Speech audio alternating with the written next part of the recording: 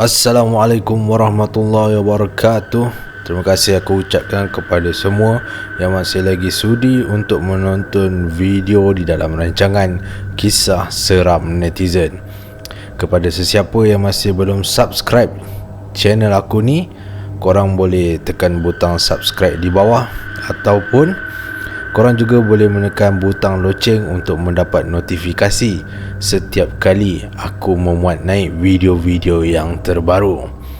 Jadi untuk kisah seram netizen kali ini, sebelum tu ingin aku kongsikan kepada mungkin ada yang baru sahaja mengikuti channel aku ni, sebab aku tengok dah lebih daripada 6,000 subscriber dah. Terima kasih banyak-banyak kepada korang semua yang sudi subscribe channel aku ni. Walaupun mungkinlah tak semenarik mana seperti YouTuber yang lain, tapi korang masih lagi sudi untuk subscribe channel aku ni. Aku ucapkan terima kasih banyak-banyak. Jadi kepada yang baru ikut channel YouTube aku ni, rancangan Kisah Seram Netizen adalah sebuah rancangan di mana aku mengumpulkan kisah-kisah seram daripada para netizen lah. Di mana para netizen ni telah menghantar cerita-cerita seram mereka berdasarkan pengalaman peribadi. Ada yang hantar melalui Facebook. Jadi aku ada letak link Facebook aku dalam ruangan description, so korang boleh klik kat situ kalau korang nak hantar mesej kat aku melalui Facebook berkenaan dengan cerita seram korang. Ataupun korang boleh hantar cerita seram korang melalui email. Aku juga ada letak email address aku, jadi korang boleh hantarlah cerita seram korang melalui email.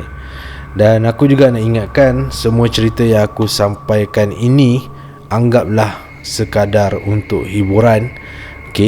Nak kata suruh percaya bulat-bulat pun tak boleh lah. Tapi kepada mereka yang mengalaminya sendiri, hanya diorang je yang boleh mengakui bahawa cerita mereka tu memang ternyata benar. Pada kita yang mungkin mendengar ni, kita anggaplah ia sekadar hiburan, bukan untuk tujuan menakut-nakutkan. Sebab kita semua yang ada di dunia ni pun adalah makhluk Allah. Dan aku pun bercerita bukanlah untuk korang sampai jadi takut kepada makhluk-makhluk Allah ni sendiri kan. Mungkin boleh jadi sebagai macam peringatan ke, tapi janganlah sampai terlalu takut. Right, jadi pada hari ini aku nak kongsikan dengan korang dua kisah yang aku dapat kiriman daripada para netizen melalui Facebook aku. So kita tanpa membuang masa, aku nak kongsikan kisah yang pertama. Kisah yang pertama ni datangnya daripada dia membahasakan diri dia, membahasakan pula, menggelarkan dirinya sebagai Kak Mas. Ini berkenaan dengan gangguan yang dialami masa dia tengah study, bersedia untuk mengambil SPM. Tanpa membuang masa, jom kita sama-sama ikuti cerita yang telah dikongsikan oleh Kak Mas. Kisah ini berlaku semasa saya sedang menduduki SPM. Biasalah, belajar untuk SPM mesti belajar sampai lewat malam. Siapa je yang tak nervous bila nak ambil SPM ni? Kan orang kata SPM ni lah penentu sama ada akan dapat sambung belajar ataupun tidak. Pada masa itu, keadaan di rumah dah sunyi sepi. Mak, ayah dan adik-beradik semuanya sudah tidur. Saya saja yang masih berjaga, menghadap buku, menyumbat masuk segala isi buku ke dalam otak. Sedang saya fokus membaca buku, tiba-tiba saya terdengar bunyi seperti orang sedang mencangkul di belakang rumah.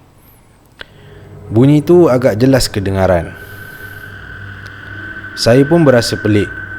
Saya lihat jam, sudah hampir 1 pagi. Siapa pula yang tiba-tiba nak mencangkul pukul 1 pagi ni? Lagipun semua ahli keluarga saya sudah tidur. Jadi siapakah gerangan yang sedang mencangkul di belakang rumah saya? Disebabkan saya sudah mula rasa tak sedap hati, saya pun tutup buku, tutup lampu bilik dan kemudian terus merebahkan badan di atas katil. Sedang baring di atas katil dan cuba untuk tidur, saya masih lagi terdengar bunyi orang sedang mencangkul di belakang rumah. Di dalam kepala saya tak henti-henti memikirkan siapakah gerangan yang sedang buat kerja itu. Nasib baiklah bilik saya berada di tengah-tengah dan tak berdekatan dengan kawasan belakang rumah. Tanpa saya sedar, tiba-tiba saya pun sudah tertidur. Namun begitu, ketika itu saya pun tak tahu pukul berapa dan berapa lama dah saya tertidur. Tiba-tiba saya rasa susah nak bernafas. Keadaan itu menyebabkan saya membuka mata secara serta-merta, memandangkan saya memang tak boleh bernafas dengan baik. Ketika itu, alangkah terperanjatnya saya apabila saya melihat di depan mata saya, betul-betul di depan mata saya ada muka makhluk berwarna hitam dengan mata kemerah-merahan sedang memerhatikan saya dengan tajam. Mata saya dan dia saling bertentangan. Secara automatik saya nak menjerit, tapi malangnya suara saya tersekat. Satu apa pun tak keluar. Saya cuba bergerak-gerakkan badan, tapi badan pun tak boleh bergerak juga. Makhluk itu masih lagi menindih saya. Dia masih lagi memandang saya. Saya ketika itu sudah pun menutup muka dan tidak berani lagi untuk membuka mata semula. Tindihan makhluk itu terasa sangat kuat, sehinggakan saya tidak dapat bernafas dengan baik. Namun, saya berusaha untuk melepaskan diri daripada makhluk yang saya tak tahu dari mana datangnya. Di dalam kepala saya membaca segala macam ayat-ayat Al-Quran dengan harapan makhluk itu akan pergi. Saya cuba nak baca melalui mulut, tapi satu suara pun tak keluar. Jadi, saya hanya membaca di dalam hati. Saya tak tahu berapa lama saya kena tindih, tapi lama kelamaan saya dapat rasakan badan saya dapat bergerak sedikit demi sedikit. Lama-lama selepas itu, barulah seluruh badan saya dapat bergerak sepenuhnya. Saya pun cuba buka mata perlahan-lahan. Saya masih takut jika makhluk tadi masih ada di dalam bilik. Tapi selepas mata terbuka sepenuhnya, saya lihat sudah tidak ada apa-apa di depan mata saya. Saya pun segera bangun dan buka lampu bilik. Saya menangis. Saya menangis ketakutan, dan dalam masa yang sama saya menangis kelegaan. Saya tak tahu apakah benda yang telah menindih saya tadi, tapi pengalaman ini memang tak dapat saya nak lupakan. Lebih-lebih lagi, saya melihat wajah makhluk itu betul-betul berada di depan mata saya. Itulah dia perkongsian daripada Kak Mas berkenaan dengan pengalamannya. Bukan setakat kena tindih, tapi dia nampak makhluk berwajah hitam, mata merah betul-betul kat depan muka dia. Scary kalau benda ni jadi kat kita. Okay, sebab benda tu muncul betul-betul depan mata kita. Apa-apa pun terima kasih lah kepada Kak Mas kerana sudi berkongsi pengalamannya. Okay, diganggu semasa nak study. Buat benda baik kena ganggu, tapi nak buat macam mana kan, dah benda tu nak mengganggu, so dia tetap mengganggu. Terima kasih Kak Mas. Jadi untuk cerita yang kedua ni, tanpa kita membuang masa, aku sambung cerita yang kedua ni. Datangnya daripada seorang netizen yang bernama Cik Din. Okay, dia kongsikan kisahnya di Facebook kepada aku. Okay, berkenaan dengan pengalaman dia ada pada waktu tu. Cik Din ada pada waktu tu, cuma bukan dia yang nampak. Yang nampak tu adalah kawan dia, dan kawan dia adalah ada nampak lah sesuatu yang berada bersama-sama dengan mereka. Jadi jom aku kongsikan, aku bacakan kisah daripada Cik Din pula. Assalamualaikum Tuan Rizwan. Okay, saya kenalkan diri saya sebagai Cik Din saja, dan di sini saya ingin kongsikan pengalaman, bukan pengalaman saya yang diganggu, tapi pengalaman kawan saya semasa kami bersama-sama berada di dalam kereta. Saya tidak perasan akan benda tu, tetapi kawan saya yang duduk di belakang, dia nampak sesuatu telah mengganggu kami.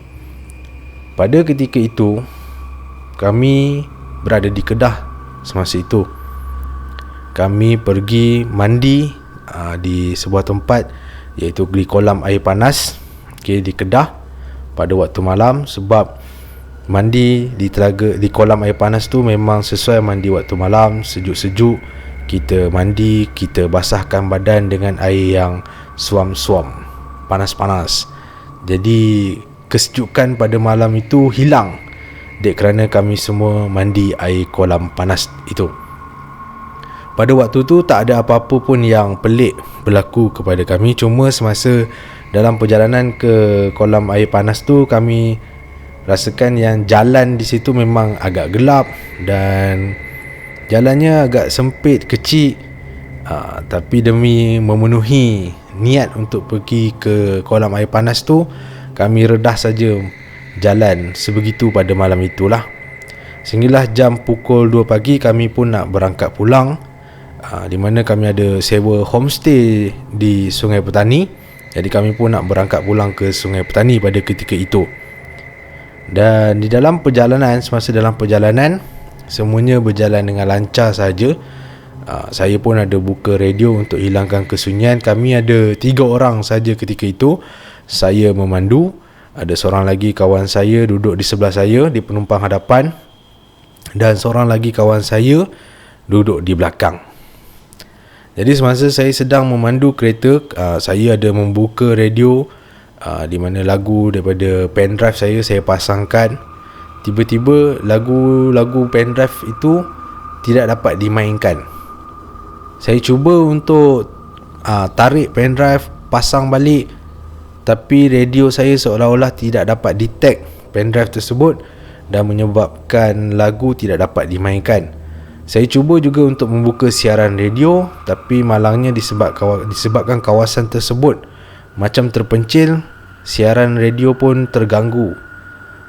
Jadi saya tidak pasang apa-apalah pada ketika itu, dan suasana di dalam kereta kekal sunyi sepi. Sehinggalah tiba satu masa, tiba-tiba saya rasa macam badan saya meremang. Dan bila saya rasa meremang macam tu, saya rasa macam tak sedap hati. Tapi saya tak nak tegur kawan-kawan saya tak nak tanya diorang ada rasa apa-apa tak. Sebab saya faham, saya pun ada ingat cakap-cakap orang tua, kalau kita rasa sesuatu seperti rasa meremang, kita janganlah tegur. Dan saya hanya cuma memandang kawan-kawan saya. Kami semua pada ketika itu tiba-tiba senyap bila rasa meremang tu. Padahal sebelum tu kami ada berborak-borak.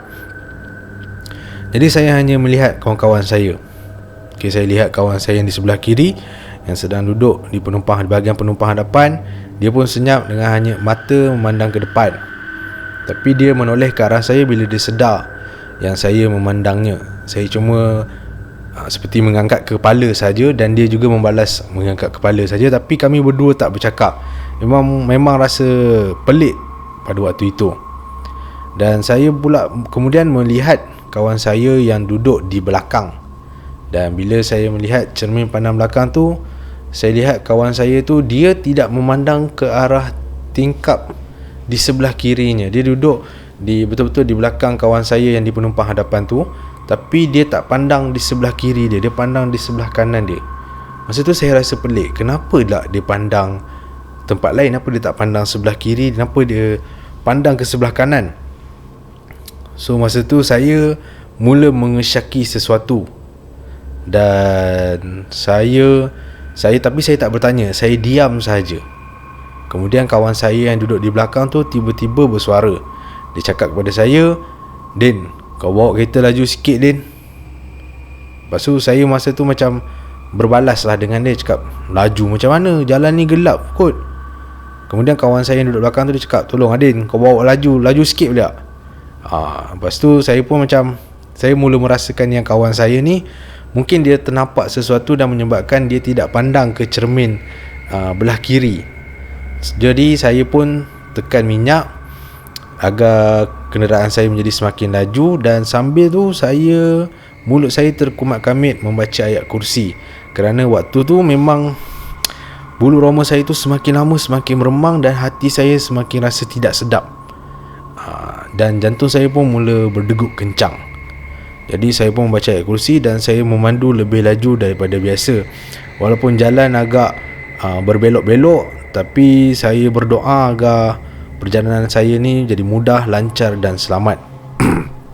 Kemudian akhirnya kami pun sampailah ke Sungai Petani di kawasan bandar.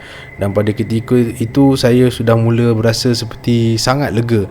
Seperti badan pun rasa macam batu sudah dialihkan daripada badan saya. Tak rasa berat, jantung pun tak berdegup kencang, relax, dan saya jadi lebih tenang.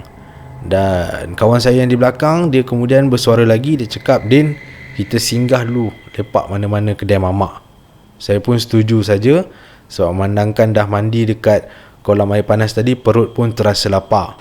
Dan kami singgah di kedai mamak yang masih lagi buka. Dan pada ketika itu, sementara menunggu makanan sampai, saya pun bertanyalah kepada dua orang kawan saya. Saya tanya kat mereka, saya tanya, "Ada tak korang rasa apa-apa masa dalam kereta tadi?" Mula kawan saya yang duduk di sebelah saya, dia kata memang dia ada rasa, tapi dia tak nampak sebab dia rasa bulu roma dia meremang. Dan saya pun bersependapat dengan kawan saya tu. Dan selepas itu, kawan saya yang duduk di belakang pun bersuara. Dia kata, "Din, kau pun perasan kan aku tengok tempat lain tadi? Aku tak tengok pun kat belah kiri aku." Dan kemudian saya tanya, "Kenapa kau tengok tempat lain? Mesti kau ada nampak sesuatu kan?" Dan kawan saya cakap, dia bukan setakat ternampak, tapi dia kata benda tu melekat betul-betul dekat cermin, betul-betul di sebelah kiri dia, melekat lama. Sebab itulah dia minta saya agar memandu lebih laju supaya benda tu tidak lagi mengganggu dirinya. Saya bersyukur banyak-banyak sebab saya tak nampak benda tu semasa memandu. Sebab saya khawatir benda tu akan menyebabkan fokus saya ketika memandu tu akan hilang dan mungkin boleh menyebabkan kecelakaan. Tapi dalam masa yang sama, saya juga berasa sangat kesian lah kepada kawan saya sebab dia terpaksa ternampak benda tu. Tapi Alhamdulillah, bila kami balik ke homestay tu, selepas lepak di kedai mamak, tidak ada apa-apa pun yang berlaku. Cuma mungkin lain kali jika kami lalu di jalan-jalan begitu pada waktu malam, jalan tu memang agak sunyi, jalan menuju ke kolam air panas tu, mungkin kami kena buat persediaan lah. Sepertinya mungkin kena membaca ayat Al-Quran, ayat-ayat kursi, agar kami dilindungi sepanjang perjalanan. Jadi setakat itu saja perkongsian daripada saya. Terima kasih Tuan Izwan kerana sudi membacakan kisah saya ini. Assalamualaikum. Ya, itu dia cerita perkongsian daripada Cik Din berkenaan dengan gangguan yang dialami oleh kawannya semasa mereka balik, dalam perjalanan balik dari mandi di kolam air panas di Kedah. Okay, so biasalah jalan kat tempat-tempat yang sunyi macam tu, memang kita kena bersedia lah membaca ayat-ayat yang boleh melindungi diri kita daripada gangguan-gangguan sebegitu. Kita tak minta, tapi kalau dah benda tu nak datang, so baik kita bersedia lah. Alright, jadi cukup setakat tu. Dua cerita sudah aku kongsikan kepada korang semua. Kepada sesiapa yang selepas mendengar video ini korang rasa berminat nak kongsikan kisah korang, okay, korang boleh hantar cerita korang melalui Facebook. Aku ada letak link Facebook aku kat bawah. Dan juga korang boleh juga email cerita seram kepada aku melalui email address yang aku letak dekat ruangan description juga. Jadi setakat itu dulu untuk hari ni. Terima kasih banyak-banyak kerana sudi menonton sehingga habis. Kita berjumpa lagi minggu depan di dalam Kisah Seram Netizen. Assalamualaikum.